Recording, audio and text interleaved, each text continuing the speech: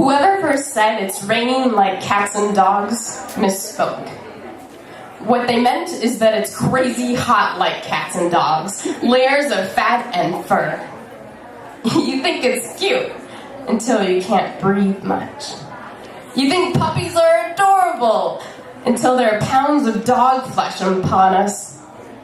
It's a fashion statement until you're stuck in the fucking fur coat closet. It's the second coming, and hell's hounds have come into our homes, are choking the elderly, have billy crawled onto the streets, holding our heads with their paws onto the hot black pavement, telling us to beg for deliverance, for air conditioning, water, chilled tuna, frozen tennis balls.